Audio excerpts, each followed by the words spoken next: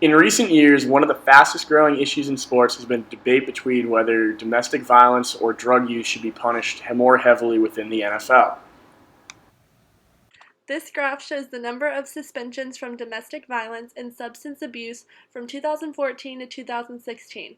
Those who are suspended for substance abuse received an automatic 4-game suspension, and those who were suspended for domestic violence also received automatic 4-game suspension. In February of 2014, Ray Rice got in trouble with the league for punching his wife in an elevator. Upon inspection of his case, the league decided to suspend him for 2 games. After videos surfaced the following September, the league opted to serve Rice with an indefinite suspension, and he was eventually released by his team. On the other hand, Josh Gordon has been suspended from the league since the end of the 2014 season for 2 violations including marijuana use and alcohol use. Gordon's case has caused controversy around the league, as many have criticized the NFL for being too soft in domestic violence but handing out heavy-handed punishments for marijuana usage. When a player doesn't participate in a game, they do not receive a paycheck, and cutting someone's income off over a relatively minor offense is overly harsh. In a similar case, Carolina Panthers defensive end Greg Hardy was charged with assault for beating up a girlfriend in 2014. Although he was eventually convicted and sentenced to a 10-game suspension for domestic violence by the NFL, upon appeal they reduced his suspension to only 4 games, and he was eventually rewarded with an $11 million contract with the Dallas Cowboys. Despite his relatively light punishment, public outcry against Hardy was very loud, and after that season he was not offered another job in the NFL.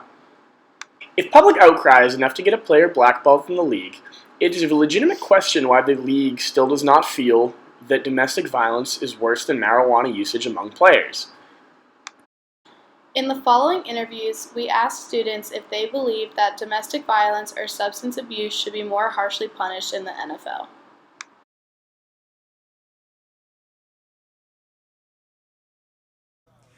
Do you believe that domestic violence or marijuana usage should be punished more harshly by the NFL? I think domestic violence should, because smoking marijuana is a victimless crime. Obviously, there is a victim in domestic violence. Do you think athletes should be suspended longer for domestic violence or substance abuse? Domestic violence. Domestic violence. Domestic violence.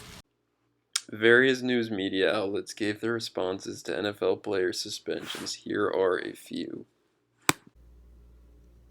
Across the sports media airwaves in the last 24 hours about the 2-game suspension of Ray Rice by the NFL.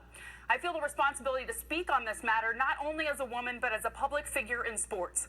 To me, Commissioner Roger Goodell and the NFL have made it clear that their priorities do not lie with making a stand on the issue of domestic violence. It's a documented problem among their players and has rarely been punished in the past. Stay off the weed. And you can't stay off the weed.